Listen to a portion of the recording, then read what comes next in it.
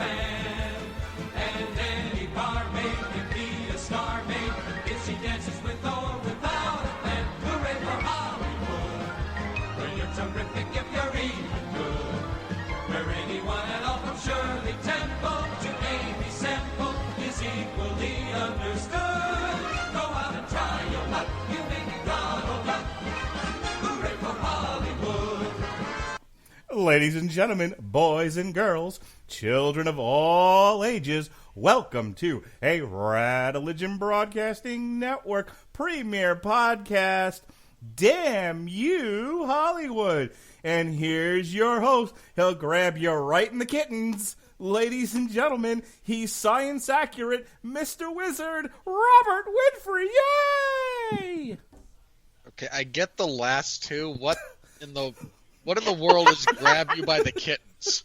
You obviously didn't watch Stephen Colbert's show last night. I would rather jam toothpicks into my eye than watch Stephen Colbert. I'm sorry. I have been laughing about it's shaped like a mitten. He'll grab you in the kittens all evening. I watched that video while we were eating dinner out tonight, and I'm Mark Radulich. Hi, everybody. That's Alexis Hejna. Hi, everybody. I'm eating dinner with my family. They go to the bathroom, and me and my son are just hanging at the table. And I see the video, and I'm like, "Hey, Jonas, let's watch this. This will be funny." And he was like, "Yeah, it's fine. It's that guy from that show you showed me once," which broke my heart. Meanwhile, I see him do the bit on. No, that's the appropriate response. I see the bit on Trump, and then he's like, "Michigan shaped like a mitten." He's the guy who said, he's the guy on the bus that said, "I'll grab you in the kitten." I almost fell off my chair laughing. Robert, let me put it this way: you're an Animaniacs fan, right? Yes, I don't know anyone with a soul who isn't. Okay, good. You're familiar with Wacko's America, right? Not a joke. Genuinely helped me memorize state capitals when I was in elementary school. Yeah, me too. Baton Rouge, Louisiana. Oh, God, I was in high school when that came on. I'm so old. You're 10 years older than I am. That's all we... Wow. Yeah. Okay, last night, Colbert did a bit... No, I saw you talking about it, so I understand the context. Yeah, responding to Trump's comments about the 4 congressmen... hang on. They need to go back. It wasn't about them. He made a general comment. They assumed it was about them. Because they're horrible, narcissistic, and half of them are anti-Semites. I just want to be accurate here. He made a comment. It was taken and inferred to mean it was about them. He did not mention them by name. And then and look, lest anyone accuse me of being an overly partisan hack, I'm not a fan of Trump either. So no, but you will grab him. No, but you'll not only grab him in the kittens, you'll grab him in the biscuits. That's a Digital Underground reference. Hey, the prodigal son has returned. Jason Teasley, what's it all about, sir? I'm here listening about grabbing kittens. I'm sorry.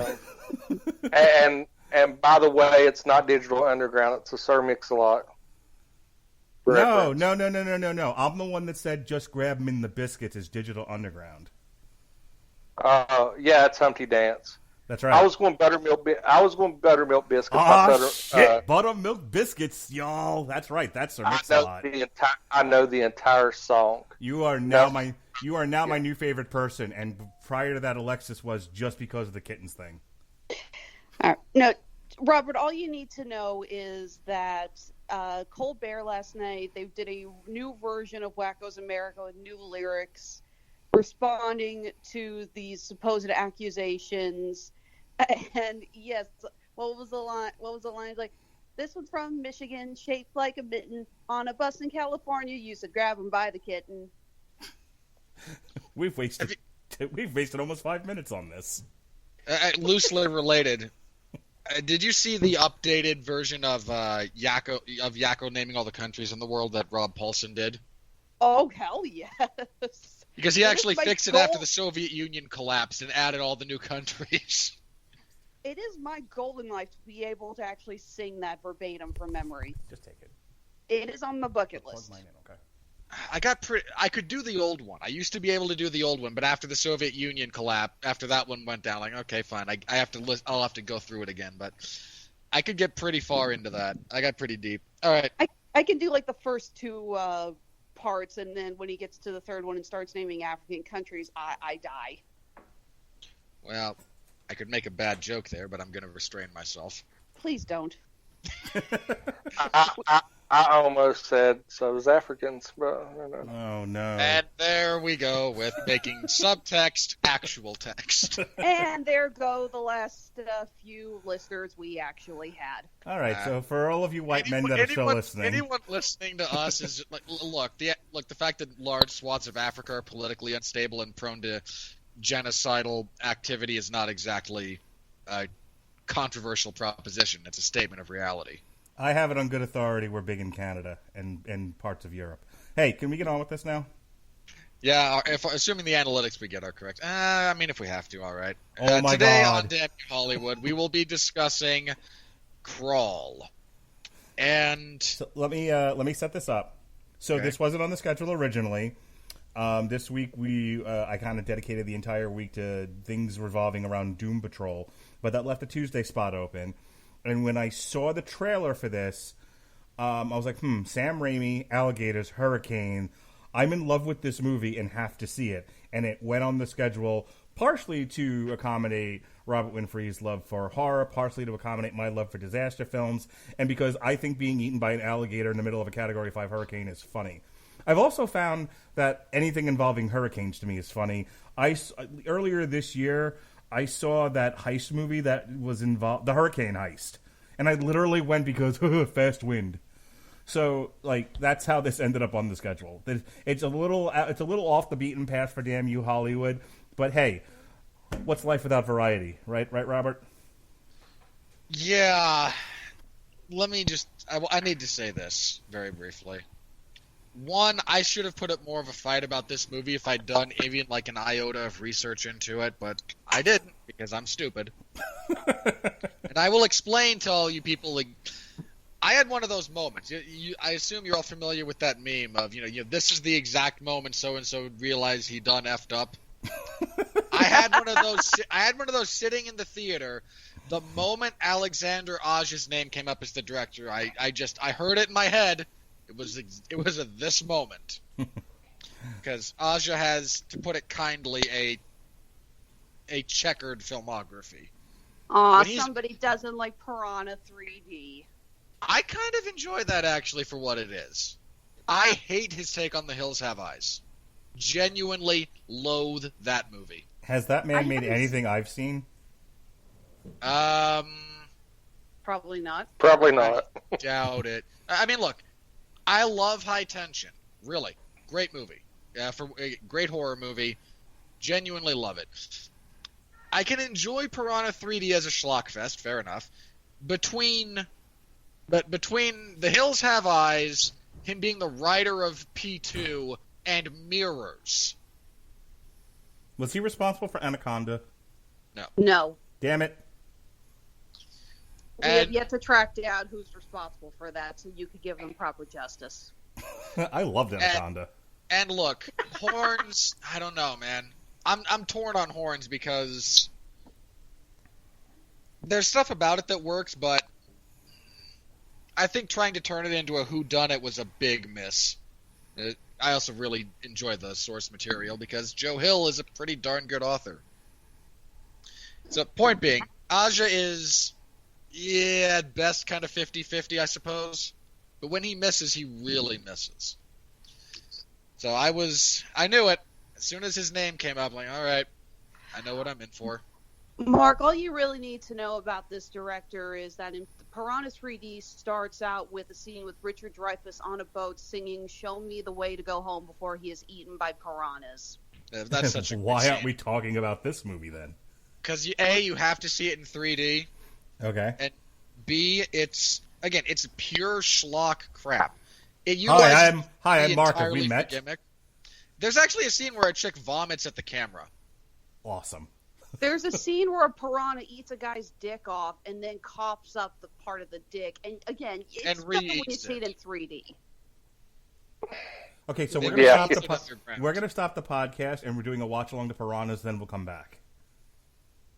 I don't think you can find it. Again, I don't think it's not rendered in 3D anywhere. Oh, nuts. It used to be. Yeah, it's it used not to be on Hulu 3D. or Netflix. I have seen It was on Netflix. Okay. It's look, if you want to indulge in that, there's also a overly long gratuitous nudity scene that takes place entirely underwater, where two women hold their breath 8 times longer than is physically possible. Well, overly long gratuitous nudity is my middle name. No, it's not. And speaking of holding your breath overly longer, let's get back to the show. All right, hit me with that sweet, sweet plot synopsis there, Jeeves. Hey, this is going to divulge in another Pet Cemetery. No, the fuck, retrospect, I believe. no, I the was fuck, actually it's thinking the same not. thing. It's like No, children. I'm in charge tonight. I'm here to stop the nonsense. This is my daycare, and I have another goddamn. What am I doing tomorrow? Biopsy's Thursday. Oh, I'm having my line taken out tomorrow. No, children. We will attend to the appropriate time constraints. Well, let me know how that plays out for you. Oh gosh. Anyway, Have you done a show with me before, Mark? Yes. I'll just wait for you to fall asleep, and we'll play the credits. Hit it, Winfree. all right. As for the plot of this, God. There's a hurricane in Florida. A star swimmer, because water, goes to find her quasi-estranged father, who is trapped in the crawl space under their house in Florida. I will say this, Barry Pepper does a damn good Florida man. He is trapped under the crawl space in this house by a couple of very large alligators. They then are both trapped as the floodwaters start rising by these alligators. They try to figure a way out. Nothing works. A few people get eaten. There's actually a lot more alligators than are initially thought to be. I meant to look this up, actually, but because I wanted to see if there's a special name for a group of alligators. A gaggle. way too many alligators. Gaggle of gators. It's a congregation, actually. Because now I think all alligators are Baptists, and they're singing and they're go on. I'm sure you'll make a great crappy movie pitch based around that premise in the near I've future. already pictured it in my head. I'm gonna see if I can sell it to Disney. I just gotta find the appropriate thing to say. They already made it. It's the Frog Princess. What? No, I'm thinking My Blue Heaven, but with gators. Dude, you're gonna pitch Song of the South with the Gators, and we both know it. Well, maybe for the follow-up. Whatever right. happened to staying focused? I know how to distract Mark appropriately. Let me work. So there's a large congregation of large alligators. Yes, redundant adjective. And they cause havoc. There's a few bits of biting. The bite physics on these things are just whoever wrote this and did this has no idea how actual alligator bites function. They do eventually get out of the basement after Barry Pepper displays superhuman strength by splitting an alligator's skull open with a shovel and having no wind-up room. On one good leg. Look, he lost an arm by the end of this movie. When they got him to the hospital, they took the leg. Come on. That was not. He would have never made it. He would have never made it to the hospital. Hey, Mr. Wizard and Son, get through the plot synopsis, and then we can talk about how nothing in this movie works that way, including the weather. Oh, God. There's actually a scene where the palm fronds on a palm tree are blowing one way and the trunk's being pushed the other by theoretically the same wind. It's so bad. This was Hurricane Schizophrenia. Move the fuck on. I will move along at my pace. Because nothing works. They eventually do get out. There are levees nearby that break, causing more flooding. They wind up still kind of stranded in this house. More gator attacks. Barry Pepper loses an arm. And somehow no blood. I want to say there was a running gag in the writer's room for this movie that would just put a tourniquet on it. Because they seem to think that's a cure-all for everything. It's not. They eventually do make their way to the roof of this house. They're rescued. Theoretically, some sort of personal progress happens, and the alligators are swept away to terrorize people during the rebuilding of this part of Florida after what has to be the mildest Category 5 hurricane ever. I mean... You forgot to mention she finds, like, a nest somewhere in the... Because that's the actual dumbest thing. That they do nothing with, and I want to come back to talk about that because it's, like, my one complaint about the movie. But, yeah, they make this big honking deal about the fact that she found a nest of alligator eggs and then forgot that she found the nest of alligator eggs and went on to continue to do the same thing she'd been doing. Hatches... You see one hatch with a baby gator come out of it, and then nothing. Yeah. All right. So that's there's not a lot of plot here. It's kind of stupid as far as that goes. They get rescued at the end. They make it to the roof of the house. A helicopter comes, and then we get "See You Later, Alligator" in a moment that had me gasping for air. I was laughing so hard. And I was going to say, can we all at least agree that the choice of song for the credits was freaking perfect? It really was. My father turned to look at me and he goes, "I hate you for making me bring you to this." And I'm pretty sure he was thinking, "I hope the cancer takes you." So Jason, nothing. Come on. All right. Thank you, somebody. Jason, you have the most to say out of all of us, so I'm gonna just give you the floor. All right. First and foremost, I'm just going to touch on where I know the most about. Being a first responder, the human body does not work that way. Thank you. You actually bleed. Your body will go into shock. The human eye cannot see underwater that clearly with what we've seen at the beginning, about 3-4 inches of mud. Water is not that clear, and your eyes will not see that clearly. So, also, when you get bit by an alligator on your leg does not proceed to work just as it had before the bite. Hang on, I have a theory about that. This movie takes place. You should be able to at least be slowed down. Okay, hang on. I have a theory. I'm going to let you continue, but I had a theory about this because my brother brought up the same thing. How are people not losing limbs left and right in this movie? This takes place in the Marvel Cinematic Universe. They're mutants. This is a family with fast healing factors. What did I tell you? We have X-Men. I'm good. We're all on the same page. Continue. I'm pretty sure that this is how the X-Men were introduced to the MCU. Because one, if you get bit on the leg like that, there's going to at least be blood. Like I said, it's going to impede your mobility, and you're possibly going to lose that leg. Almost. Also, it only showed what a gator will actually do when it bites you once. They will roll you until they drown you. They will not. They not just really bite and hold on like that. No, and if they do shake like that, you're going to at least come away with a mild concussion or some abrasions. You're not going to be perfectly fine. Or part of you is going one way and part of you is going down the alligator's throat into its stomach. I feel like we were introduced to Namor the Submariner, but female casted instead of male casted. No. Also, the physics of putting an ATM machine in a boat that small. That's so true. That's so true. And the CGI of the alligator eating her on said boat looked like a 5-year-old done it with hate on Microsoft. There is some shocking bad CGI in this movie. I don't think that was CGI. I'm pretty sure that was just somebody wearing a gator costume humping that woman's leg. I'm pretty sure that was a hand puppet. Would have looked better. Would have looked better with a hand puppet. I'm pretty sure that might have been a hand puppet, and just the only thing I could think of why that was going on is, oh God, Robert just threw something at the screen. No, I didn't, but it was a near thing.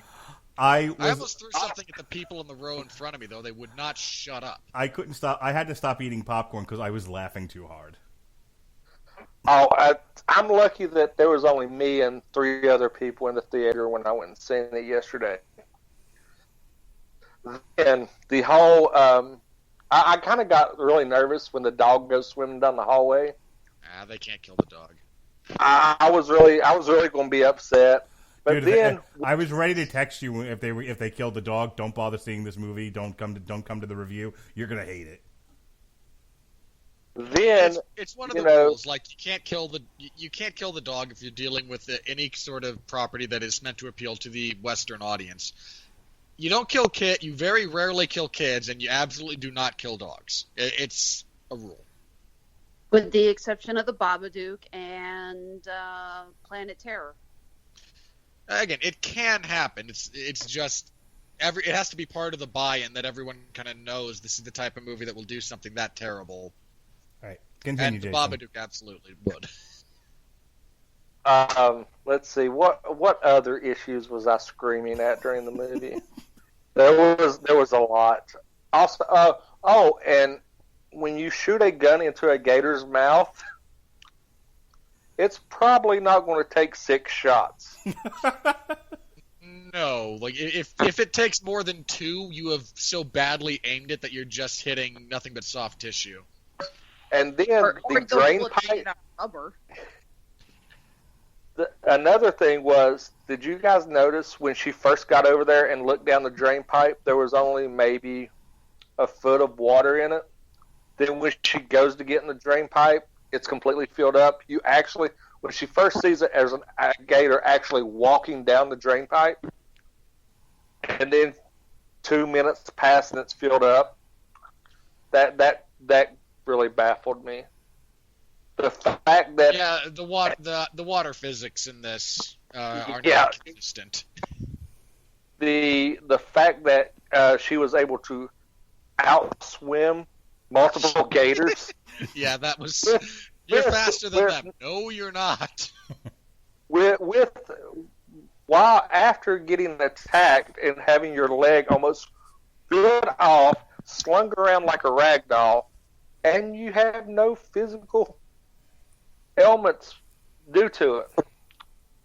You put a tourniquet on it. That clearly solves everything. Yeah, the tourniquets in this movie are like the equivalent of a magic bag of holding. They solve all the problems. A bag of holding will not solve all your problems. These are better than a bag of holding. The fact that the air bubbles were able to be felt by an alligator with that massive amount of rain coming down. Why they turned the alligator into like a crappier version of the T-Rex from Jurassic Park? His visual acuity is based on movement. It only hunts by hearing splashes. This is another question I have. Idiots. The boat at the gas station was still there. I know. Again, there Where is. did the police boat go? It wasn't weighed down with an ATM machine. An ATM. Well, the ATM machine was off the boat because she just hops on it and takes off. I couldn't begin to make sense of this movie. And lastly, I'll shut up after this. When he gets his arm bit,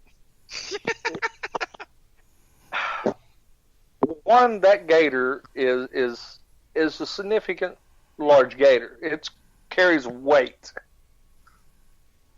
It is not going to grab and bend your arm and do joint manipulation until your arm comes off. Look, who are you to doubt this gator's black belt in jiu-jitsu? Yeah, that gator was clearly George St. Gator. No. Look, I think it was the gator actually finished the arm attack. GSP, not so much. Love you, George. I mean, did Ronda Rousey teach him an armbar technique? I mean, and the biggest thing that I took out of it was the lack of blood after a bite. Yep. There was none. You're going to bleed. Your body will go into shock. You're failing to recognize these people were clearly vampires. Stop it, Mark. They're either vampires, mutants. Well, she was an apex predator, and they wanted to remind you of that multiple times. all day long, It motherfucker. it was a bold choice to go with a non-physically deformed female version of Killer Croc, but I think it paid off for it. I'm serious. I was waiting for Robert Pattinson to come in. Said no one ever. All right. Oh, I mean, and of course she had to be a swimmer. Why couldn't she just been something?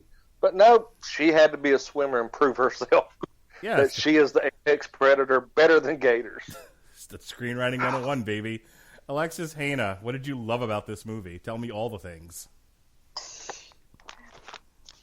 Okay, I will agree with you guys on a handful of things. Yeah, the CGI wasn't that great. I thought it was okay in some of the darker scenes. The lighter scene, like when she's swimming underneath the gators and you get a clearer view of them in the clear water. Yeah. Admittedly, that wasn't that great. I did like how the dialogue was written. We were discussing this last week with Spider-Man and the concept of the exposition dump. But I liked how they established a handful of things. They're talking, the father and his daughter are talking, and she's like, keep talking to me, Dad, to calm down. And he asks how school's going, and she's talking about, potentially losing her scholarship and stuff. And it didn't feel forced. I understand the idea. It's like, keep talking to me. It'll, help me focus. Okay, well, what about this? She's like, oh, God, I got to talk about that. I like the dialogue between the two. I really did. So physics may have taken a backseat in this movie, but I thought the script was on point. All right, so obviously this movie was nonsense, but I didn't go into this expecting it to be, National Geographic or the Weather Channel or anything like that. I didn't expect it to be physics accurate. I expected to have fun with gators biting people. I expected her to be comfortably protected by plot armor. She's the star of the fucking movie. If they killed her in the first scene, where were they going to go? So I thought this followed the traditional horror slasher motif, in the sense of you have a lot of other characters who you don't care about and you want to see get killed by the monster, getting killed by monsters. But your classic female horror heroine, your scream queen, takes a significant amount of damage, an unrealistic amount of damage, to then survive at the end. But she's an okay gal. She's not somebody who I wanted to see get killed by a gator. Hey, did you recognize the actress? No, where's she from? Come on, you and I both sat through extremely that Ted Bundy thing, right? Oh, that's her. That's right. Yeah. Okay. She's the second Carol Ann, I think it was. Credit to the makeup team on that movie, mind you, because she does not look very similar to her natural appearance at all. So, look, a couple of things I'll say about this, and then I'll throw it to Robert to tell you how much, what a pile of trash it was. I thought that the director's job in this was, one, give you a significant amount of fun and creative kills to keep you interested, to create atmosphere, which I think they were largely successful in, create tension, which I think they were largely successful. Despite being unrealistic, when the gators bit, these were fun, these were exciting, these were terrifying moments. I thought the limited cast, the father and the daughter, and then like a handful of people, a handful of gator meat, really did do a significant job of convincing you they were in a terrifyingly awful situation with no clear way of getting out. They were trapped in a haunted house with monsters. I mean, there isn't much to this movie, but what there is, I thought was done well. There are absolutely a couple of spotty CGI moments. Couple. But I thought there were equally just as many passable CGI moments where the gators looked terrifying. And what they were doing looked awful. That being said, this was a 90-minute idea presented in just about 90 minutes. I thought it moved pretty swiftly. I thought each set piece seemed to make sense. I thought it flowed. So, craft-wise, I think if you get away from it's horribly unrealistic, so is a guy entering your dreams and killing you. So is a zombie chasing you with a chainsaw. A lot of these, so is a doll coming to life and murdering people because it's possessed by a serial killer. I mean, that last one actually is based on a true story. Shut the fuck up.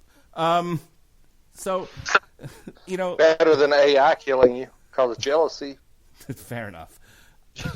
The point is, the point is, this wasn't the Weather Channel presents What Happens in a Hurricane: Beware of Gators.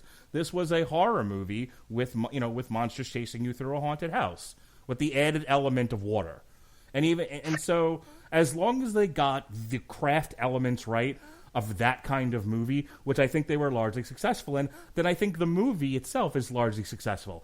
I had great fun watching. I wasn't bored. And I think it met the expectation.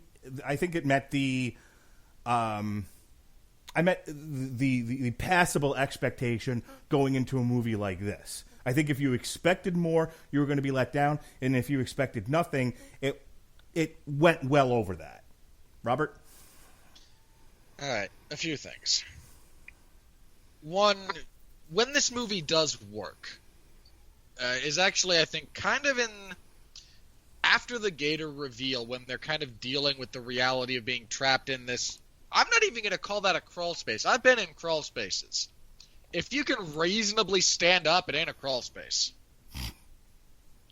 Is that an accurate depiction of crawl spaces within Florida, Mark? No. Most Florida houses don't have basements, do they? That's not a basement. That's the crawl space, like where the foundation is. Well, here's the thing. I don't know about like some older Florida homes. Like I know mine is a concrete slab. There's nothing underneath my house except concrete because houses after a certain point had to be made like hurricane proof, basically. Clearly, that house was like pre those hurricane requirements. So. So if it was like an old Florida cracker house, some of them are kind of raised like that, but we're talking maybe a few inches off the ground, and you literally have to belly crawl through the whole thing. You can't stand up in those. I was actually wondering the same thing, especially with all the holes where the water was draining through. I was wondering if that was possibly something built to help the water pass underneath the house in the case of a high flood area.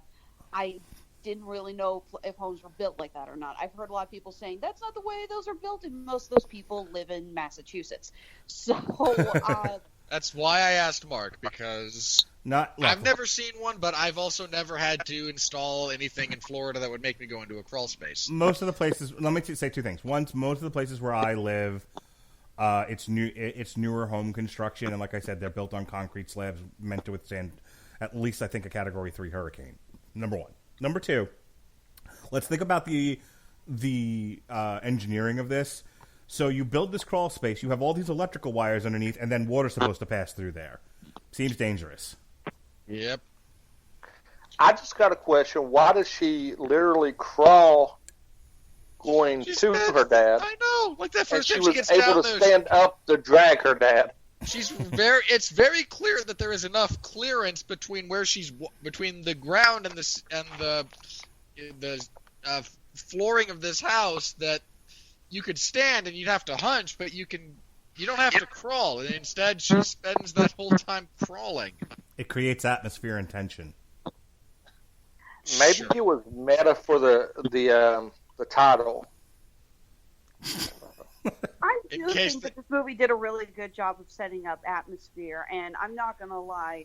I think the scene that got me actually squirming in my seat the most, besides a handful of the gator bites, was the scene when she's trying to push up through the trap door and all those spiders fell on her face. Oh, if that could have been great if the CGI hadn't looked like a bad Instagram filter. I thought it was fleas, number one. That's how bad that looked. So bad. Okay, so hang on. There was one thing I forgot to mention. This is actually my only complaint because it's a craft element, not the it doesn't work that way Mr. Wizard thing that you guys are obsessed with. And that is, if you put something in a movie, it needs to have a payoff of some kind or lead to something else. And if not, then cut it. So when she crawls into that, when she crawls into like that drainage area where the alligators have clearly built a nest, I thought we were going to get a scene where she gets attacked by baby gators.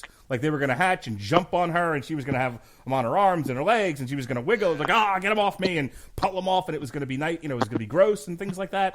That's where I thought we were going. Or she was going to get chased by a gaggle of baby gators, or she was going to kill them with a hammer, and the mama gator was going to walk in going, "Oh, my babies!" And like go after her. Any one of those things would have been acceptable. What's not acceptable and what's shit screenwriting is nothing happened. It was there, kind of and then it's promptly forgotten about, and then we're on to the next thing. Especially since one of them did hatch and you've seen it crawl out of the egg. Right, and then apparently it went on walkabout somewhere. Okay, I actually thought that those were more of a storytelling device to show that the gators had been there longer, and there was probably going to be more gators than she realized. Right, That's what I thought the purpose of the eggs were. But again, then I think you need to play off that some, because I don't think it added or I don't think it added or subtracted from the fact that we clearly saw there were more gators than just the two. I mean, at one point, one of the cops is ripped to shreds by like 4 or 5 different gators. You have the one you had the one that was trying to drive the boat and take the ATM machine for itself. I mean, hey, if you can actually manage to crack it open. Yeah, that alligator was gangster. I wonder if that gator's nickname for the CGI team was Ben. So yeah, I don't feel like they did enough with the nest of eggs to make it relevant. I'd have cut that scene, quite frankly. All right, Robert, continue. So again, some of the stuff that takes place in the crawl space before it gets really stupid is quite good, and is the stuff that, when the movie works, I think that's where it actually works. I think they spend too long. You either need to really commit and the entire movie is spent there, or it just dragged a little bit for me. And again, in a 90-minute movie, nothing should feel like it drags, but some of that kind of did. I have to do a few things about none of this works this way, because there's a few that are just so bad, I feel they have to be discussed. Okay, let's talk about alligators. Let's. Alligators do not mate for life. When an alligator nests, the mother will actually try to drive off every other alligator because they will eat the babies. They're quasi-cannibalistic. So if there's a nest, there's no other gators. Like, the mom will go out of her way to make sure it's somewhat secluded. So if there's actually a nest, there's no other alligators. Not within a reasonable distance. And again, if the counter-argument is, but it's the dad gator, the dad would eat them. Like, that's not how alligators work. 2, when we're talking about alligators. The physics of an alligator bite. And I will be very brief with this, because we've talked a little bit already about how they bite and they don't really shake like that. They tend to twist. The danger from an alligator bite is not really the teeth. They're bad, not pleasant, but it's the actual kind of blunt force of compression that is the real danger, combined with, again, the minor puncturing abilities that its teeth possess. Alligators bite absurdly hard. If an alligator chomps onto you, it's not going to let go until it tears something off of you. That's just not going to happen. So every time it bites and then lets go, or bites and shakes, and you can get away with that with sharks a little bit, because sharks take exploratory bites. Gators, no. They chomp down and they are all in. That's it. Just, all right, we're going to town on this. Are they Double or Nothing? Are you making a wrestling joke? I am. Are they Fighter Fest? Are they fighting for the fallen? Shame on you. The people who like the wrestling podcast that we do thought that was really funny. No, they didn't. And I was just going to say that's Radulich and Bingo. Pretty close. So again, the way they bite is very, very different. And again, the number of gators, I'm a little bit iffy, but I'll allow parts of it to just kind of go on because how do I phrase this? I really don't. I understand that you do have to bend the rules of biology and behavior for animals like this to make them fit within the horror setting. Sharks don't behave like the shark in Jaws. Anacondas don't behave like the anacondas. Piranhas have never if memory serves, there has not actually been a proven case of piranhas ever killing a human being. I have a question. What about motherfucking snakes on What about motherfucking snakes on motherfucking planes? Do they behave that way? No. Yeah. However, well, you have to remember they also sprayed all the lays with hormones. yeah, this is one of those things about snakes on a plane that I appreciate about the screenwriting. Unironically, Yeah, warning snakes on a plane. they go out of their way to come up with a reason for you to continue to suspend your disbelief.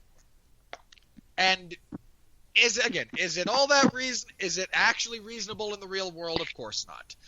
But I'm going to see a movie about snakes on a plane, and they give me a reason to continue to suspend my disbelief. That's all I'm asking for. And that movie went out of its way to accomplish that. Okay, so hang on. So there's a story in the news about people flushing meth down the toilet and the gators eating the meth, and the gators. Oh God! And the gator. This is not a joke. Google it. They just put out a warning: stop flushing your meth down the toilet. You're feeding the meth to gators. Had that been an element of this movie, would it have made it better for you?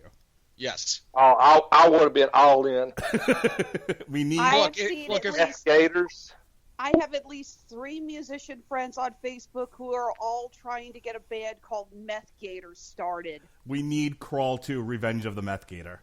Well, I mean this in all seriousness. There's a scene where, again, a bunch of meth is being flushed down, or cocaine, and the gators get to it, and they just... I mean, you've seen the joke about the bear that ate like 5 kilos of coke. Yeah. I'm just picturing now the same gators, and they're still wearing their Baptist gowns, but they're right around a card table, all doing cocaine and meth. Oh my God, we need to make this movie. Mark, you're old enough to remember this. Wasn't there a movie like in the early 80s about flushing gators down the toilet? Yep. And they become massive? There was that movie. Okay. Horribly inaccurate. Well, the CGI was great on it. There was no CGI. There weren't really computers. I know. That was the joke, Robert. The force perspective, however, kind of sucked. So, all right, this reminds me of a story, sidebar. I was watching Live PD, and there's a guy in Alabama that fled to Alabama with a squirrel called D's Nuts that was on a heavy diet of meth. He had trained it to attack people because he was a meth dealer. And the squirrel, he is in jail, and the squirrel is still at large. Can we all agree that meth would make all movies better? Like think Jurassic Park, but the dinosaurs are all on meth. Jaws, but the Jaws are on the sharks on meth. Mark, no. The gators would lose their teeth on meth.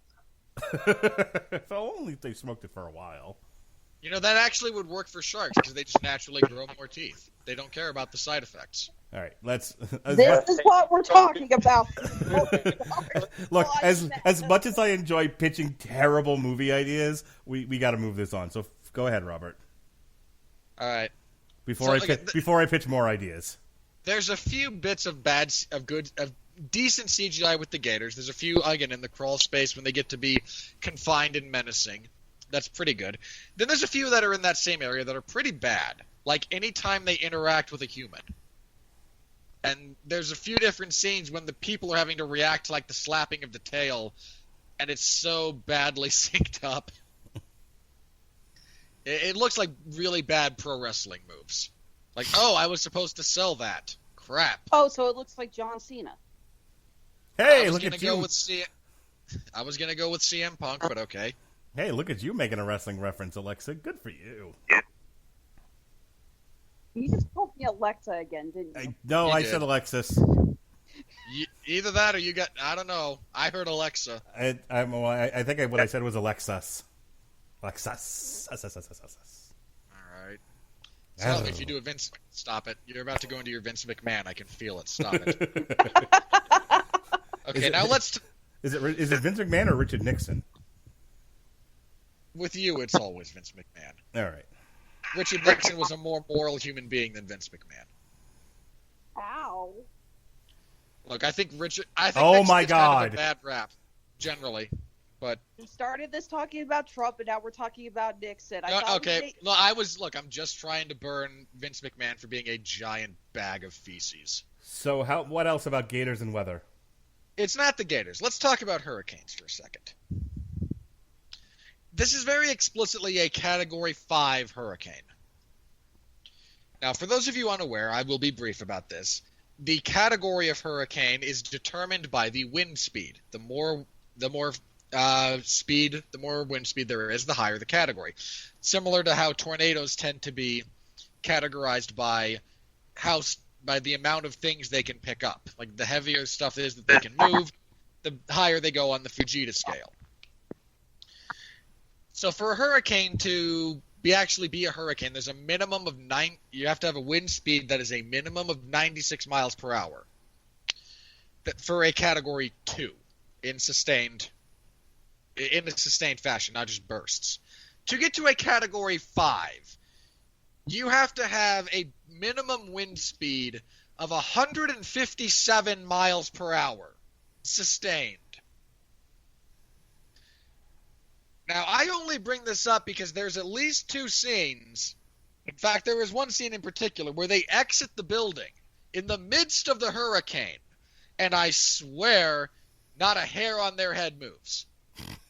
In 150, that is strong enough wind to throw both of them halfway across the freaking state. But no, their hair doesn't move. So was I seriously the only one who just walked out of this movie and said, "Well, that was a fun little popcorn edge of your seat thriller. That was an enjoyable way to waste the afternoon. Moving on." No, because Yes. I looked at my father like that was the dumbest thing I've ever seen. My mother was like, I enjoyed it. And I'm like, it's the best movie I've ever seen. It was fantastic. Let's sit and watch it again. Look, if I rewatched this movie, and I might, I will understand a bit more about the buy-in. But if I'm looking at these things critically, then I have to discuss them critically. So there's no understanding of the actual wind physics of a hurricane. Just none. And that's fine if you just want to say it's a hurricane, and you know what, fine. I'll buy that you can move around in a 96 mile per hour windstorm. You know what, okay, bend over, turn the fans on the actors, make it look like they're walking in, and fine, I'll go along. But for a Category 5 that literally tears up houses, I'm sorry, you don't get to walk through water up to your waist and say no splashing won't attract the alligator and we won't attract the gators. Here's why I'm not screaming and throwing plastic fruit at you right now. For the movie to be what it wasn't necessary for that to be a Category 5. It could have been a Category 3. They could have still been walking around, and you'd have had the same problem. The partition that separated the gators from the house was destroyed, and they had gotten in, and the house had been largely abandoned for a while, so they had time to nest there. That's the story. That's the setting they've walked into when this movie begins. The fact that there's a hurricane is just another hurdle for the actors to deal with, another obstacle. So making it a Category 5, I mean, I think about the Helen Hunt movie Twister, where they're dealing with the consequences of the actual weather and how that's impacting what's left of that plot. This isn't about the hurricane. This is about the gator. So why was it necessary to be Category 5 and as you're pointing out, be this scientifically inaccurate? Look, if you want flooding to be part of the equation, have them rupture the pipes in the house. Like, there's so many other ways to do this. Yeah, but you could have magically flooded that house even with a Category 3. No. That's my point. Banged on that one pipe. I'm surprised it didn't rupture. I mean, I don't know what that brick's made of, but it must have been made of balsa wood. I was going to say, how about bust the levees earlier on in the movie? You know? Yeah, I mean, Here's the thought. Here's a thought. Have it be the aftermath of the hurricane. The levees have broken, but the storm itself is dissipated. She's there because she hasn't heard from her dad and is worried about him. Finds him with quasi-displaced gators under the house, and you still have the movie. You just don't have some of the stupidity. So here's the question, guys. If we're all picking apart this movie and talking about how horrible it is and how scientifically inaccurate it is, how come it's one of the most highest rated movies on Rotten Tomatoes right now? Because critics suck at their job. Well, can we table that? If you're asking in earnest, let's table that to the third part of the podcast, and I'll actually read some of the positive ones, and we can kind of figure out the. I think I know what the answer is. That a lot of them were just like there was great atmosphere and great tension, and that's all they cared about. Here's the other thing about, and to jump ahead a little bit as far as that goes, I'm going to go out on a limb and say the majority of the major critics didn't even screen this. So a lot of the actual reviews you're getting are from, and I do not mean this as a negative, you're getting them from more content-specific or niche websites. And a website dedicated to reviewing horror movies will review this differently than someone looking at it from a pure film perspective. And I don't mean that as a negative. If your audience is horror fans and they don't care about elements of the film craft or they're used to the tropes of horror, so they don't view them as negatives, so there's other things you want to talk about, go for it. By all means, I am not knocking that at all. All right, Robert, your last remarks on this movie, and let's move this along. Again, if you know what you're getting into, it's perfectly serviceable by and large. I know too much, and unfortunately, I struggle to put that aside, especially when I know, I have to talk about this movie. So I watched, and again, like a lot of the just anatomy and the destruction of it there's not even a lot of fun, gross stuff here. There's the one scene where Barry Pepper's arm gets torn off, which is kind of cool, except that for the utter lack of blood flow. For the love of all that's holy, it's not that hard. Yeah, but again, with a cast this small, we're talking like stage play cast here. I've seen stage plays that can rig up some fake blood. If they hurt her drastically too early in the movie, then there's the problem of now she's too damaged to get to the end of the movie, and we'd be complaining about that. You kind of have to figure out which one of the stupid things you're going to do in this movie to get this going are you going to run with. They ran with she's Namor the Submariner. I'm fine with that. Also, she has special healing powers to do CPR the way she done. Because that is not how you do CPR. I have it on good authority. Look, I don't know how you do things in West Virginia, but here in Florida, we punch people in the heart and they come back to life. Meth helps. Look, I'll defer to the actual medical professional. Oh, last thing, and I swear this is the last thing, because there's a lot of stupidity I will tolerate from characters. Then we're trapped under a house with our backs against a brick wall that already has drainage holes, areas for drainage built into it. We have an established tool belt that includes a fair amount of quasi-heavy-duty machinery, and for some reason, this masonry is just so impervious to anything that no one even thinks about trying to break open a hole bigger. I'm not going to lie, the entire time they were sitting there with the light coming through, and I'm like, why haven't they started hitting that with a hammer? Yes! Again, Also, I'll tolerate a lot of stupidity. Fucking what's-his-face from the Shawshank Redemption tunneled out with a spoon. These people don't even think about hitting it with a hammer. When old boy from the cop was getting attacked, why didn't she just run up the stairs? Yeah, again. She was right there. She was right there reaching out to him. She could have just went up the stairs. And there's Alexandra Aja has a big habit of having his characters do really, really stupid things. Case in point from The Hills Have Eyes. One of our protagonists sets a trap for and clubs one of the inbred hillbillies over the back of the head with a baseball bat. The hillbilly in question is carrying around a fully loaded, demonstrated functional shotgun. Our hero, after clubbing this poor deformed jackass in the head, does not pick up the shotgun. No. Does not even continue holding the bat. Drops it and begins running. All right. I think we've, as Alexis pointed out, I think we've well worn out this movie. Let's talk about some money, shall we? Very Here little. comes the money. Here we go. Money talk. Here comes the money. Money, money, money. Dollar. All right. On a budget of $1.50. Let's see here. $13.5 million. This has made $16.8 million so far. It did not win the weekend. That went to Spider-Man, Far From Home, which is in its second week in the number 2 spot.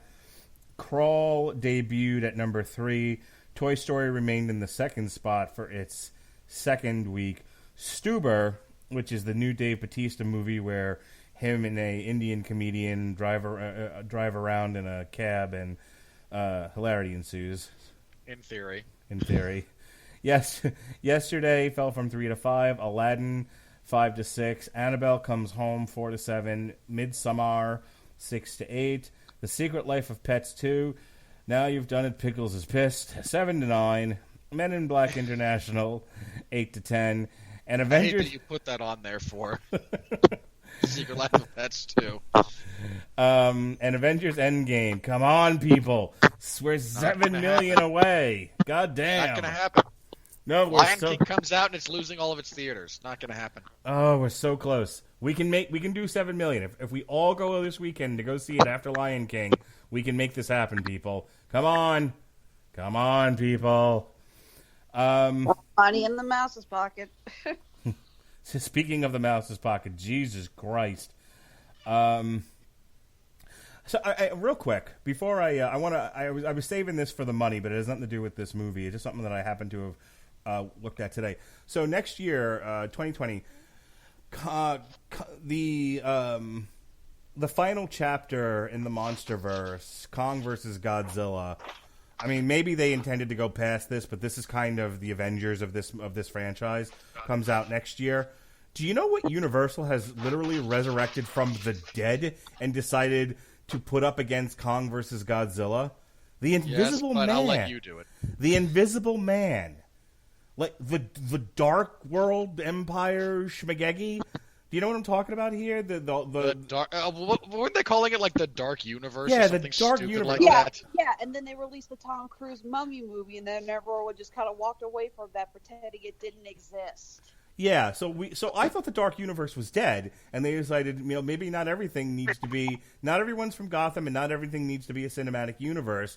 But lo and behold, the people at Universal are doing the meth that didn't fall into the gator's mouth, because now they think that this Invisible Man movie that nobody wants, and anyone going to the movies doesn't even know there was an Invisible Man, thinks is going to go up against... I go to the movies and I know about the Invisible Man. You don't count for anything. Kong versus Godzilla. He's not wrong.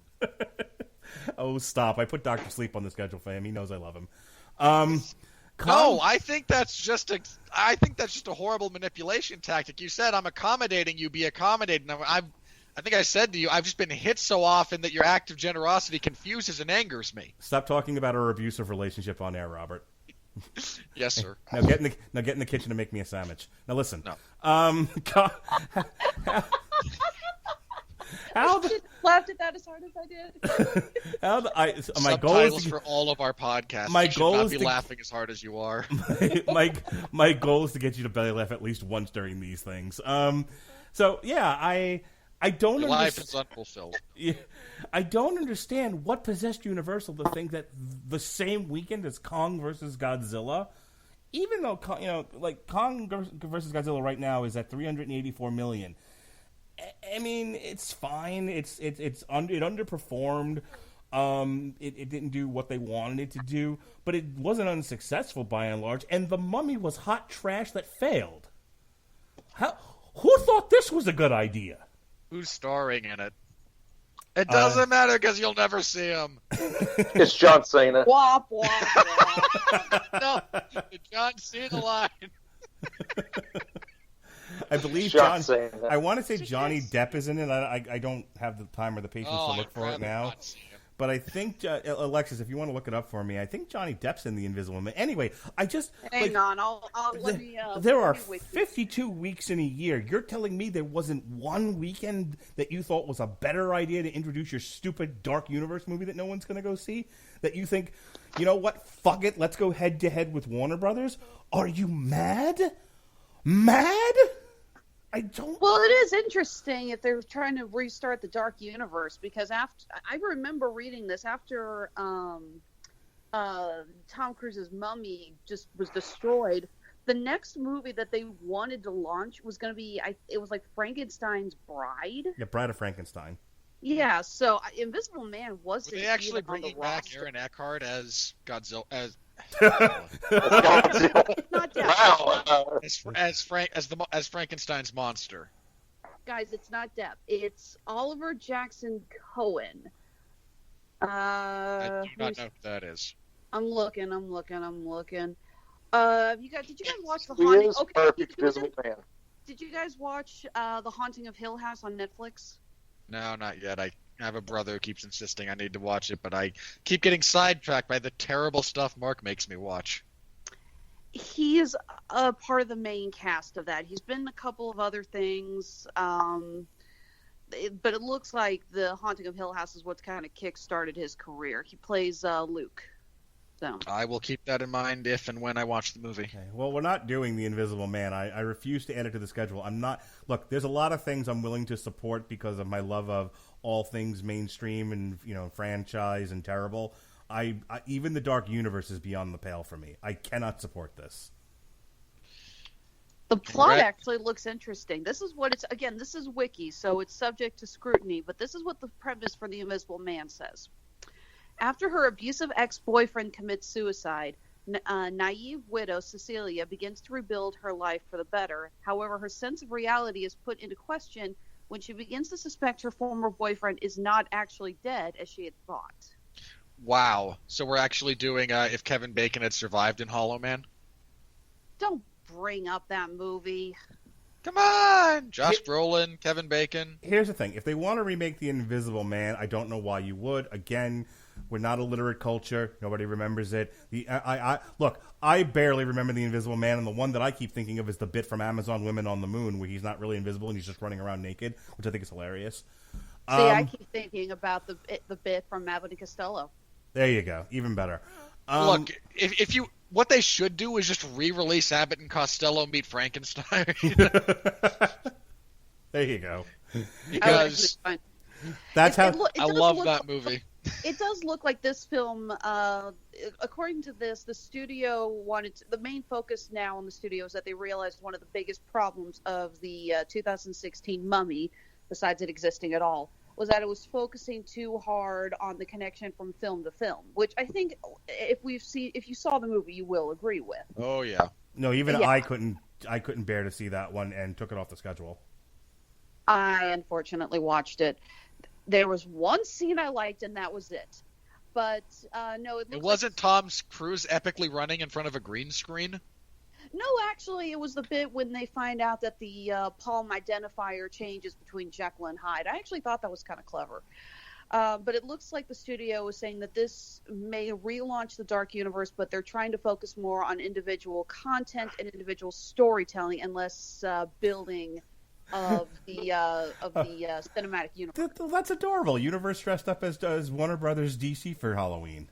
Fantastic. Pretty freaking accurate. Anyway, fuck the Dark Universe. That's what I say. So where we stand worldwide, Avengers Endgame, #1. Look, if you count Spider-Man Far From Home as really a Marvel/Disney movie instead of a Sony movie, considering who actually produced and shot the damn thing, Disney owns the top 5 spots right now. Endgame, Captain Marvel, Aladdin, Spider-Man Far From Home with $850 million. That Aladdin, by the way, almost $1 billion right now. Toy Story, $776 million, which knocked the Chinese Chinaman movie, The Wandering Earth, down to number 6. And then we round out the top 10 with How to Train Your Dragon, Detective Pikachu, Alita Battle Angel, and Godzilla, King of the Monsters. Yeesh. I mean, and then Star Wars still has to come out. Well, I mean, we've got Lion King in a week or something. Right. So right now, like, again, if it's listed as Sony, but if you count it as a Marvel movie, if you count it as a Disney movie, it's Disney owns the top 5. It's going to have 2 more spots at a minimum by the end of the year. The ramifications of that. 8 out of 10 spots in the top 10, all between $500 and almost $3 billion. It's just, I mean, what an accomplishment. How is Disney stock not going through the goddamn roof right now? It is. I was going to say, what, it isn't? Have you looked at its share lately? I pay half. I turn half an ear to what's going on in the world of stocks, and I hadn't necessarily seen people screaming for the love of God buy Disney. So I guess I That's didn't look because close it can only go up so high. It's just incredible. Like, if you're Warner Brothers and Universal, what penis envy they must have. And if you're Paramount and Sony, you're like you're just dead man walking. Hey guys, I hate to keep going back to the Invisible Man, but there is something here about it that I think is actually going to bring in a little hope. It's written and directed by Leigh Whannell, if I'm pronouncing his last name right. Oh, Leigh Whannell. Leigh Whannell, thank you. Yes. That actually does give me a fair bit of hope. Again, it's going. But here's the thing, and this is, I don't think people are going to go see it. Number one. Number two, I think it'll have like a niche audience, but unless they keep the budget low, I don't think it's successful. Number two, it's going up against Kong versus Godzilla. That's a tough mountain to climb, even despite the fact that Godzilla, King of the Monsters, underperformed. Kong versus Godzilla is kind of the WrestleMania of Mark the Center Square, everybody, of your monster movies. The only thing that could make this worse for Universal is if fucking Disney releases a movie that weekend, which they're not going to. But it's just, I don't. The whole point of me bringing this up was I just don't understand Universal's thinking in this. Like, why would you contest that weekend? There's plenty of weekends on the calendar where people just gave up, and it's like one movie coming out. There's at least 2 months that people have just given up on. Like the Lion King comes out this weekend. That's it. It's just the Lion King. Because nothing else is going to be competitive. Like, why would you do this? It's just weird. Like this is Aquaman and Bumblebee and Mary Poppins all over again. It's like, why? How did you look at the calendar and go, oh no, it's the only date we want. I don't care how many other competitive movies are out there. It's sometimes I just want to be in the boardroom, like when they're planning out the movie calendar. Like, what are you thinking here? Tell me your thoughts. Share with me your dreams. I'll go ahead. I will give you that, but. Seriously, Invisible Man, written and directed by Leigh Whannell. I actually am intrigued now. I legit am. I like this. I like his movies. Dude's solid. Well, yeah. I anxiously await your report. Look, Whannell and James Wan built a lot of goodwill with me over the course of 2 movies. So, and they still haven't chewed through it. So, as I said, this weekend is The Lion King and nothing else. So, apparently The Lion King sucks. I think the critics are just about done with Disney remakes, but people going to see them aren't, so it doesn't matter. And then I have my thoughts on why it probably sucks, but I'll have that confirmed when I have to suffer through this next week. The things I do for you people. Again, you do not know my pain. Just that's going to be followed up by Once Upon a Time in Hollywood, the Quentin Tarantino movie. Which we're all excited to see, I think. Yes, which is then followed. Yeah, I'm definitely excited to see it. Which is then followed by Hobbs and Shaw, which my children are excited to see. So these next couple of weeks are pretty much like single uncontested movies. I mean, this little stuff that's coming out. Hobbs and Shaw apparently tracking very badly. We'll see. We'll see what happens.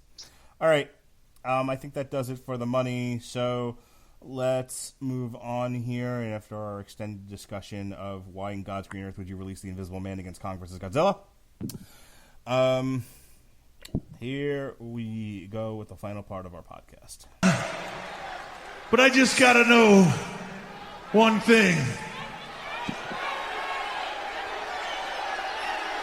Are you ready? No! I said, are you ready? No, God! No, God, please, no! No! No! No! All right. Hang on. So do you think for a while in NXT, Triple H actually would, when people would get called up, he'd open with, are you ready? And then everyone just realized it's a terrible, terrible fate. Have you heard some of the NXT review that we all did with Jesse, where it was like, I hope Vince McMahon dies before they call up Matt Riddle and Velveteen Dream?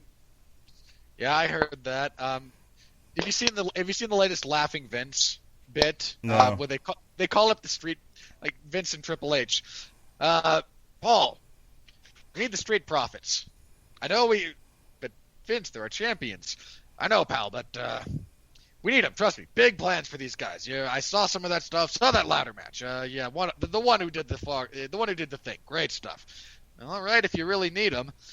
Triple H shows up at Raw on Monday. The Street Profits are backstage doing nothing but anime-style narration over storylines. Vince, what the hell, man? Vince laughing. It's Crime Time 2.0. They're more talented than Crime Time was. Hey, by so much. Let's talk about movies. So I'm going to read for Alexis's benefit. Alexis. Haven't done that in a while, right? I'm going to go ahead. I thought you finally got used to turning off your Amazon Echo before we recorded. I'm going to go ahead and read the fresh reviews so that we know exactly collectively what these people liked about this movie, and we can answer that question. We can unlock that riddle. Keith Phipps of Slate, top critic. Crawl would look pretty good in just about any season. In this one, it positively glows. Okay, don't get me wrong. I actually do understand kind of the point there that he's making. That, this summer, let's face it, the summer movie season this year kind of sucked. And so having something that is very, very different from the standard fare, it does benefit by comparison. And just, it is getting a few points just for being different. And fair play if you want to give it those points. Angelica Jade Bastine of New York Magazine /Vulture, top critic. Crawl is a great example of a simple story exceedingly well told. It's a bloody adventure full of teeth-gnawing turns of fortune. It's not bloody. No blood. Yeah. Let's try it again. It's a bloody adventure full of teeth-gnawing turns of fortune, mordant wit, vicious gator kills, and surprising tenderness. Because the meat's tender. Yeah, A, what's tender? B, there's not even any good kills out of this movie. I thought the guy who got his head ripped off by the swarm of gators was pretty fucking brutal. That was alright. I mean, I kind of liked the cop getting, dismembered? Yeah, Yeah, that's the one I'm talking about. See, I like that one, and I like the woman... cellar door. No, I like the one cop who got dismembered by the gag alligators, and I enjoyed the alligator robbing the woman for the ATM. I thought that was funny. I mostly just love that shot because look, it was a security gator. Sorry, Yes. I honestly like that just because I love that it's in the background and you're noticing this other guy going, "Hey, I think they're survivors," and he doesn't even notice his girlfriend about to get chopped. I'm sorry, I thought that was legit funny. Okay, can I also mention in that same vein? They establish that boat is not safe. The gator actually comes up into it. So I don't know why they all stopped chasing what was her name? Haley? Yeah. I don't know why they all stopped chasing Haley when she gets in the boat. Like, crap, she got it. She's safe. Well, the umpire has declared it. I don't think they would get in the boat if the boat was moving. I think they just got into the boat because the boat was standing still. I honestly don't think they'd be able to get in there if the boat was moving. And I'm just curious how that swing held a gator. That was some heavy duty. We're backsliding. Adam Naiman of The Ringer. What's likable about Aj's new thriller, Crawl, is how the director pares down his indulgences into a fine, sharp point. Because gators. No, Okay, actually, are all of these reviews going to have frickin' puns? I Yes. think that's what Mark's going for. Secondly, this movie actually could have used a few more of his aesthetic indulgences. I actually do think it would have benefited the overall film to have some of the stuff he's more known for, and instead it eschews that, partially for budgetary reasons, I assume. And now, So you think that this would have been a better movie if it had been more like Piranha 3D? A little bit. I mean, again, there's a few bits of, I hate to say pure excess because I'm not sure that's the appropriate word, but there's a few bits of flair that could have been added here. And again, I would have personally loved a little bit of actual blood flow from, gaping wounds. Call me crazy. You probably would have needed a few more red shirts then to make that work. Okay.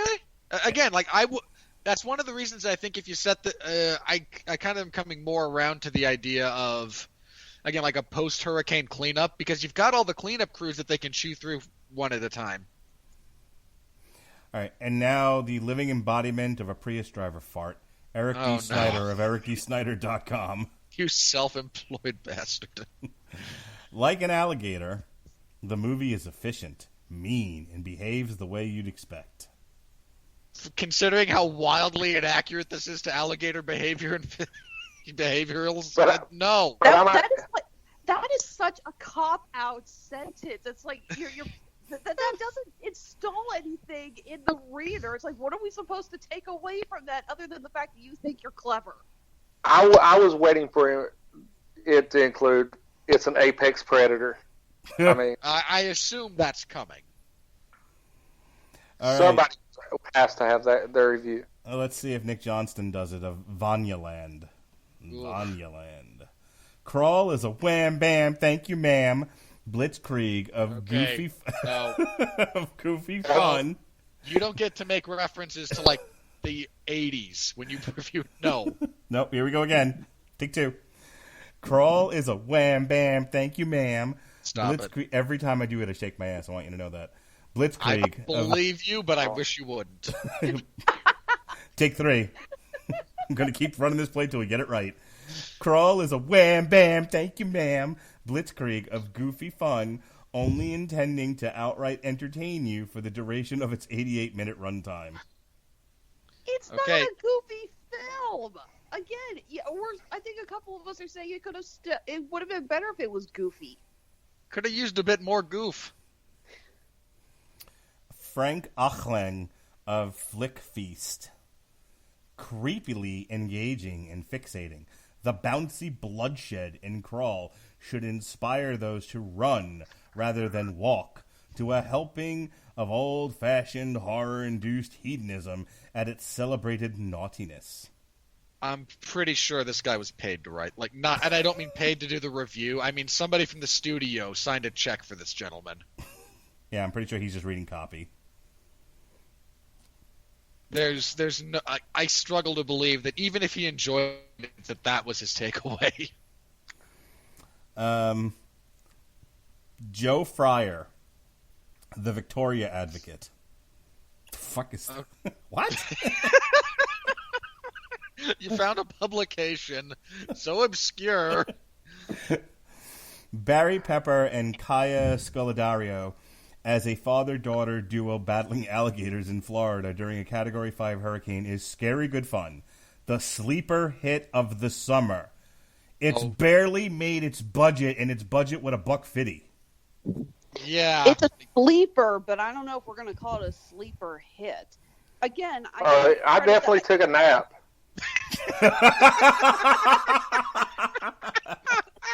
And the line of the podcast goes to What a Jason. Jesus Well done. joke. Jason's on today, guys. We got a John Cena "You Can't See Me" reference and a burn on him. That guy's a walk-on cleanup hitter. All right. Oh, good grief. Something badly needed by the Reds. Susan Granger of SSG Syndicate. This bitch. Oh. Ugh. Scary and squirming, becoming a truly terrifying thrill ride. I question your sentence structure here and your word choice. She's on to something, but yeah, that I'll give you that. That is pretty poorly. Yeah, written. meth. No, Susan Granger doesn't do meth. She's too high class. She's definitely an ether gal. Jeremy Johns of JeremyJohns.com. Give it to me. Give it to me. I'm not even going to give this guy that. I don't even think he's employed by himself. This is bafflingly good. It's way better than it ever had any right to be. Okay, that's probably that last bit is probably true, but I would again like anyone who says if you do appreciated all these kinds of movies again, I've got a checkered relationship with the director. But I know a lot of people who really, really like his work. And again, he's done a couple of things that I do really enjoy. So, again, being baffled by the success, by the successful pairing of Sam Raimi and Alexander Aja is not something you should be if you have any bit of research into personalities at all. But again, since you're too busy actually asking yourself for a raise. You are Hermes from that scene in Futurama where he tries to give himself a raise, but he wasn't having any of his nonsense. Emma Stefanowski of Thrillist. Crawl demands your respect for its antagonist. As soon as the water reaches your knees, humans are no longer apex predators. Survival! There it is. Merely boils down to how well you can sneak by. Mark, you are clearly having way too much fun reading this shit. I think this is the highlight of his week. And some weeks that he just, you know what? I'm living for that Tuesday when I get to make Robert's skin crawl by exposing the terribleness of humanity. I have to go to Moffitt the next 2 days. One tomorrow to have surgery to get my line out, and the next day to have a biopsy of my ass. My ass, people. My ass has to be biopsied again. Yes, this is the highlight of my week. I'm just going to say this. When you said you live for this Tuesday, you slowed down for a second. I thought you were about to say you live for this tumor. I'm like, what, wait? Look, no, I would never root for Mark to actually die. But no, I would like to... I have occasionally rooted for his cancer to stage a comeback. I occasionally think that if Robert ever actually has a tumor, it's going to be like the one from Family Guy, and it's going to be me going, I'm a tumor, I'm a tumor, I'm a tumor, I'm a tumor, I'm a tumor. Look, apparently you're supposed to name your tumors. It's part of a visualization process. I am probably going to name mine Mark. I hope so. I'd be honored. It's going to be Mark. It's going to be Mark or Chad because everyone hates Chad. Chris Stuck, you ain't kidding. Chris Stuckman at ChrisStuckman.com.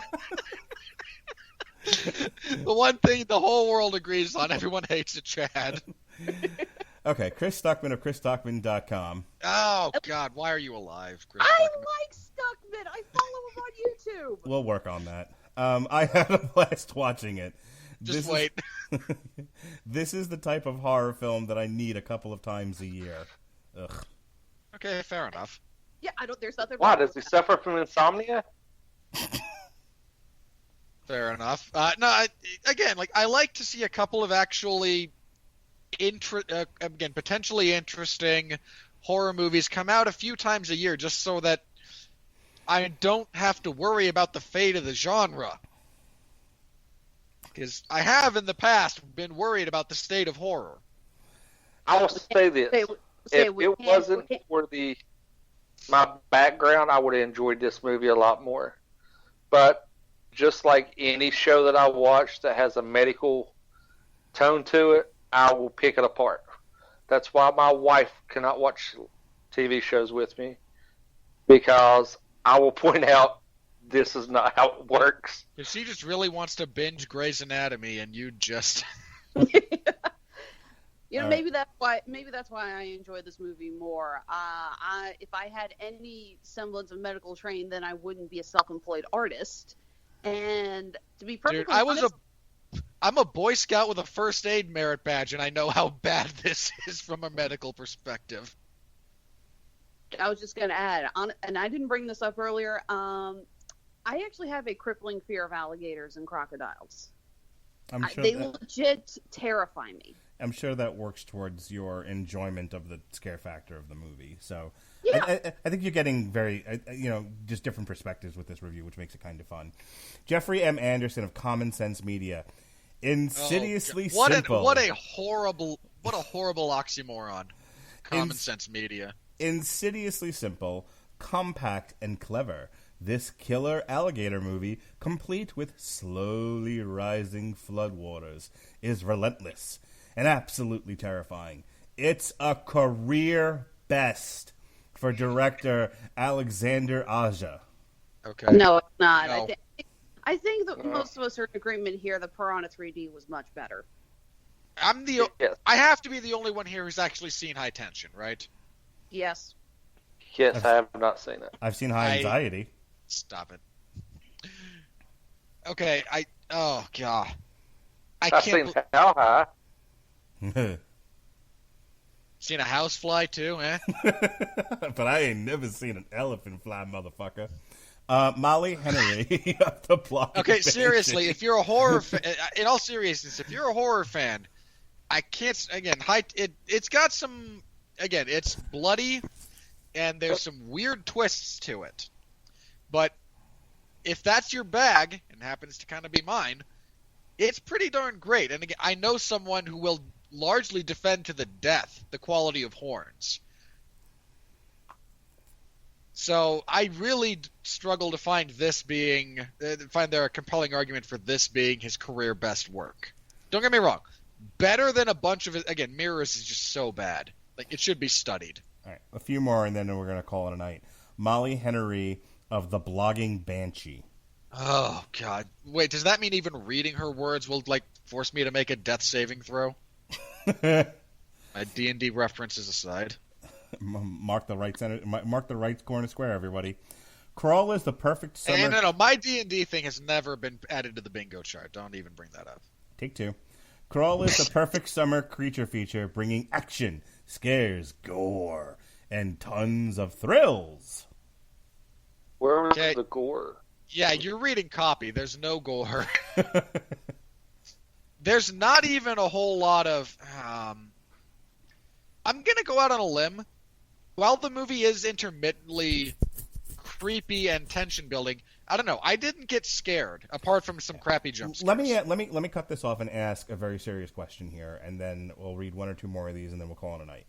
Because the question was asked, if we're sitting here, and I don't think I was largely unfair to the movie. For the most part, I said here are the things that worked. There was a couple of plot elements that weren't followed up on appropriately for my liking, and the CGI was a bit of a mess at times.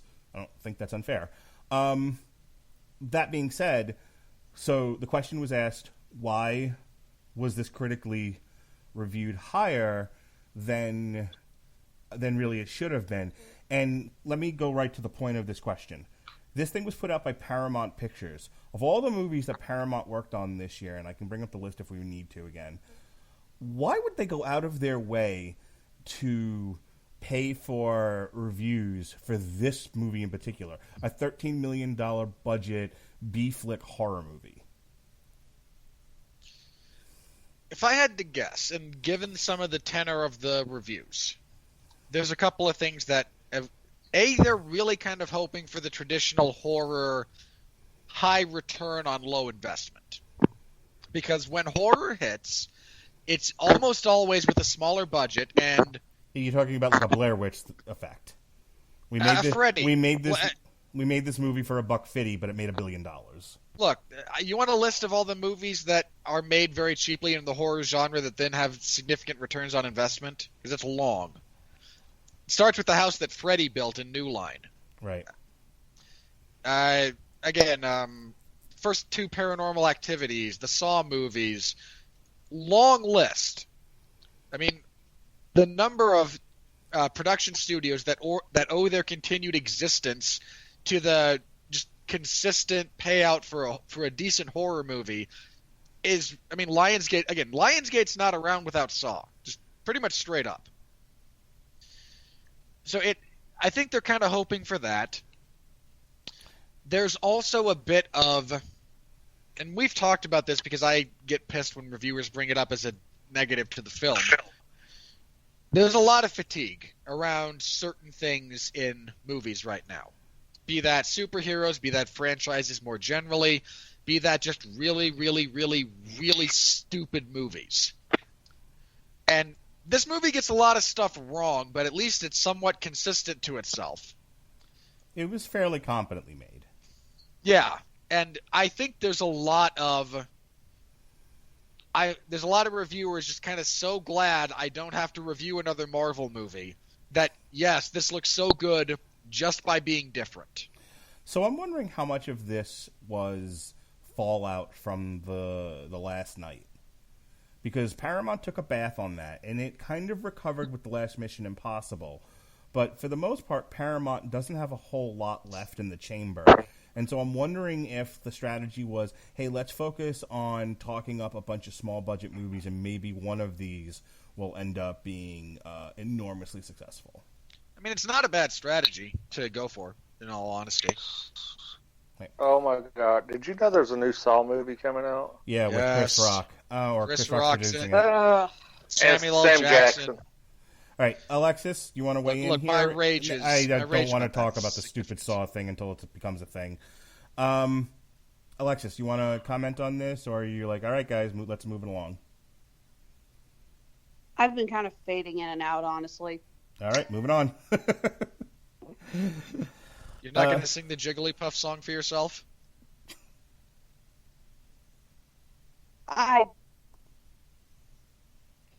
Sorry, I was going through something and somebody called me an un-American bitch because of something I commented on Facebook, so I kind of went into a stupor of what the fuck for a few moments. Oh, no. It's so...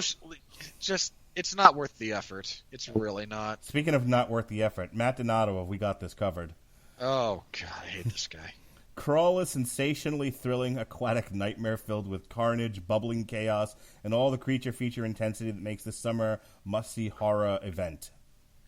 Okay. I think I know what's going on here in some degree, and this might be a larger discussion. We're dealing with an entire generation of, like, film reviewers who have never seen the classics. Boy, this sure is a scary movie. Have you never seen Hellraiser, sir? I'd like to introduce you... let's leave the rape and revenge genre out of this, but for a minute or two. How about The Exorcist? Have you not seen The Exorcist? All right, let's end this with good old Scott Mendelson from Forbes. We haven't heard from him in a while. I was hoping he died.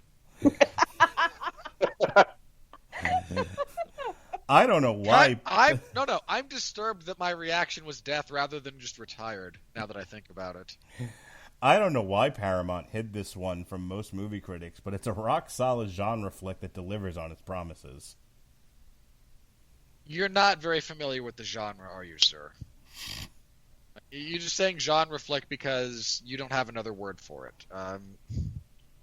Again, and I might have torn this thing apart in some respects, but if you know what you're getting into, there's only so much that that I think from a craft perspective is really worthy of hammering.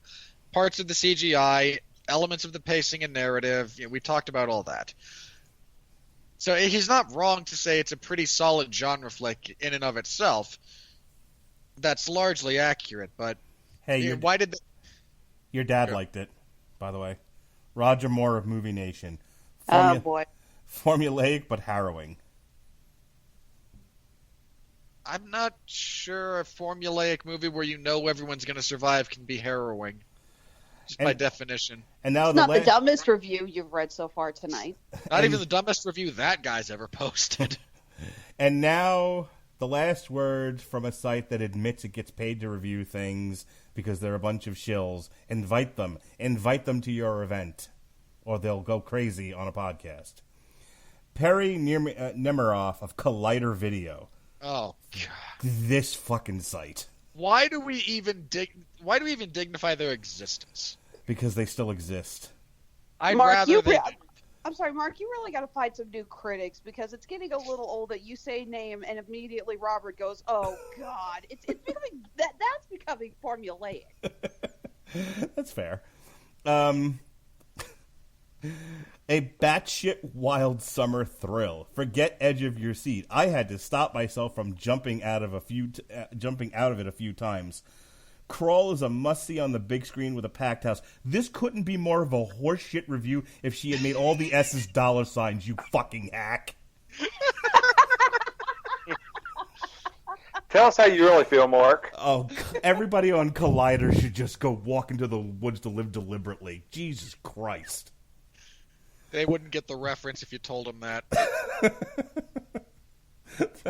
That's a Henry David Thoreau reference, kids. They wouldn't know how to spell his name. I'm done. I'm out. I love that the last one didn't even get me that badly. You did it to yourself. I'm pretty sure that had he not said anything, you would have picked up the pace. But when he went off the deep end, you just kind of sat back and said, "Never mind." Again, I had things I could have said about that. I really did, but... But were you actually going to top what he said? Nope, that's why I let him do it. Yeah. Collider. May your whole website up and die. All right. Tomorrow night on the Metal Hammer of Doom, we've got the Texas Hippie Coalition. Aside from Crawl, we've been doing Doom Patrol stuff this week. We did the 2016 iteration where Chris Sheehan told you all the things about Doom Patrol. Very well. And Mark has now come to realize that Mark got to learn what a furry was on that episode, I seem to recall. So Doom Patrol was a lot of fun, a very well-received comic book podcast from all accounts. I hope you tune in to hear it. It was one of our better ones. It was definitely one where it's not me and Jesse going, I don't know what the fuck to say. How about a dick joke? All right. Speaking of dick jokes, this Thursday we've got a TV party for Doom Patrol. We're going to take Friday off, and then Saturday night's all right for fights. We've got the undercard, Plant versus Lee, from the Pacquiao-Thurman fight on Fox. You're watching Fox. Pat and I are going to provide alternative coverage for that. Are you going to... there's no UFC on that night. Are you going to... There is. Oh, there is? I don't this see Saturday? anything. Yeah, I don't see anything. UFC on ESPN4. Rafael dos Anjos versus Leon Edwards. Oh, it's going up against the Pacquiao fight, so lots of luck, pal. So, yes, we'll do some coverage of Plant versus Lee, the undercard, which is on Fox, and then you can... I don't think we're shifting over to the Pacquiao-Thurman fight. That's on pay-per-view on the Fight app, because Pat doesn't want to spend the money. So, such is life. Next week, we've got a pair of Cloak and Dagger shows for you. Jesse and I will be doing a show. The 2018 iteration of Cloak and Dagger, 6-issue limited series, Shades of Grey. That was a fun read. I hope you enjoy that show. And then on Thursday, we'll be reviewing Cloak and Dagger Season 2. What a weird show that was. Right over here on the Damn You Hollywood, we'll be looking at the Lion King remake that all the critics have just about said, fuck this movie on. And Robert Winfree. I have not found a legitimately positive review of that movie. I've only heard two positive things so far, and I would actually like to keep this in mind for next week. The only two positive things I've heard so far: CGI is mind-blowingly amazing, and Timon and Pumbaa steal the show. All right. I don't know. I'm torn on the CGI thing because I've seen some of the stuff that they've been putting out, and I have no doubt there's parts of it that are brilliant. But some of the stuff they've released, we'll know this weekend, folks. Robert Winfree will be joining us on the Metal Hammer of Doom to talk Sabaton, the Great War, because what goes better with war than heavy metal? And then finally... very few things. We are going to be doing a source material for DC Hanna-Barbera 3. I'll be talking Huckleberry Hound Green Lantern. Alexis will be talking Deathstroke Yogi Bear. Ronnie Adams, we're going to find him in a bunker deep in the underground. We're going to bring him out to talk Nightwing, Magilla Gorilla, or not. I'm hoping not, because Magilla Gorilla is the worst. And Jesse got stuck with Superman Top Cat. Will we have a judge? Will we God. Who thought that was a good pairing? We should bring you on. You can be the judge for that one. No. I was like, have we found a judge yet? Well, it could be my dad, could be somebody else. We might not do it. I have to talk to Jesse. We have to have a meeting on it. We'll be talking Once Upon a Time in Hollywood If She Could, on Damn You Hollywood, L7, Scatter the Rats, on the Metal Hammer of Doom because Riot Girl. And we called an audible. We're not doing Pulp Fiction because it's unprosecutable. Instead, we're going to pick the divisive follow-up, one of my personal favorites that I'm going to prosecute. I'm going to kill one of my babies. Ladies and gentlemen, Jackie Brown. So, hope you'll enjoy that one. No, you can prosecute Pulp Fiction. It's tough. I'd rather do Jackie Brown. You convinced me not to. Last week, it was all Spider-Man all the time. We did Ultimate Spider-Man 4 on Legacy by Brian Michael Bendis. On Source Material, we did a review of Damn You Hollywood. We did a review of Spider-Man Far From Home on Damn You Hollywood. We reviewed the new Amon Amarth, Berserker, otherwise known as Butt Swab Wednesday.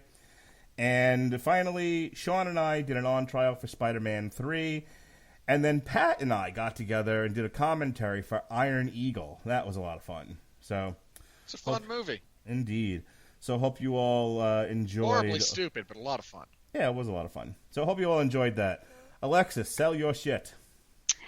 Honeysuckle Rose Creations, the intersection of geek and chic. We just wrapped up a very successful weekend at Tokyo and Tulsa. Definitely heading back there next year, although I'm really hoping that things get better for location-wise. There was apparently a lot of drama behind the scenes with that.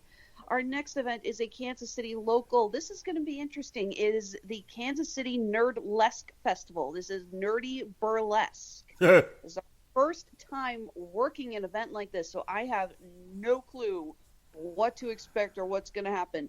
But I am working on some fun new products that we're going to debut there. I'm hoping they go over well. I need a full report. I might be doing some Comic-Con coverage this weekend, depending on what Marvel announces. I might have to call you and be like, come on, let's talk Marvel Comic-Con, and then tell you about Nerdy Burlesque. Tell me all about it. Well, Nerd Burlesque there are things you can't unsee. Nerd Burlesque isn't until the end of the month. But for the record, if you want to... Okay, seriously, since Comic-Con is this weekend, do we want to stay up with trailer reactions and news reactions and stuff like we have in the past? Definitely, maybe. Let's talk offline because I'm still living between two houses. Fair enough. Okay, but yes, Honeysuckle Rose Creations. We got our stores on Etsy and Amazon. I have had very few sales on Amazon this month. Please, people, handmade on Amazon. Go look at my stuff. I need money. Find us on Facebook, Twitter, and Instagram. Jason Teasley, sell your body. I ain't doing shit right now. What happened? I thought you were the man over on WTM. What happened to that? Oh, that's still a month away. Oh, you I'm pretty sure. You only do football with them? I thought you did football and movies and all kinds of shit. Hell no, they don't. They only trust me to do a little bit. They can only keep me on track for one podcast, which I'll go out on a limb. Actually, me and Eric Watkins are in the process of doing a new podcast over there. We're just kind of flying it under the radar, not letting Sean know about it. It's going to be highly controversial. There will be lots of alcohol consumption during this podcast, and it's not going to be your typical informative podcast. It's going to go off the rails quickly. All right, well, and it's going to be.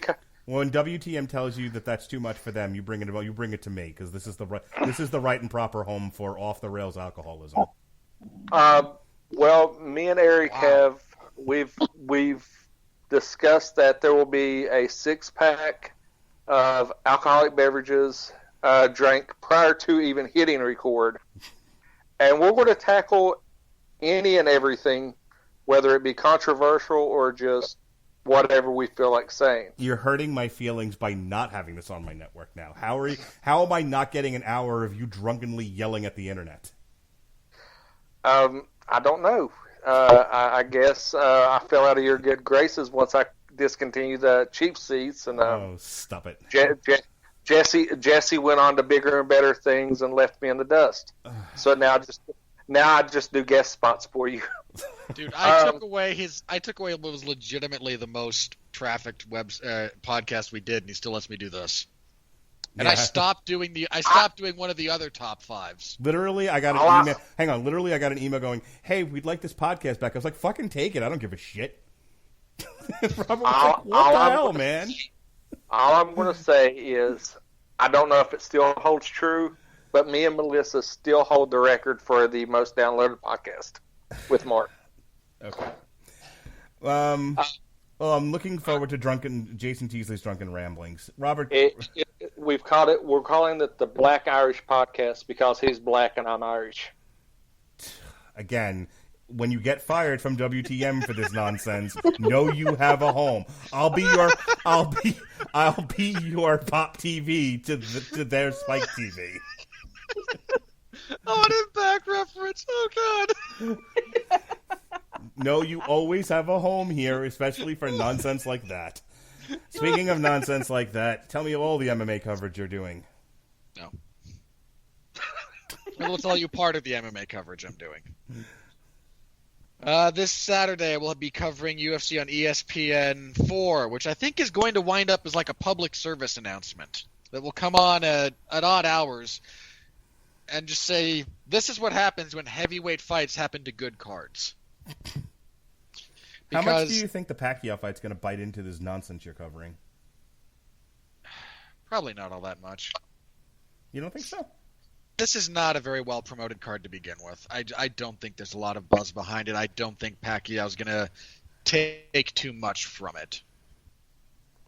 The main event is good. Main event, again, Rafael dos Anjos, Leon Edwards, two guys kind of in the title orbit. Two of the best clinch strikers in the sport. So I'm really looking forward to that. But then there's heavyweights. There's Walt Harris and Alexei Oleinik, for some reason. There's Greg Hardy versus Juan Adams because they're on ESPN and they're actually in Texas. So, hey, the domestic abuser who played for the Dallas Cowboys must be a big hit, right?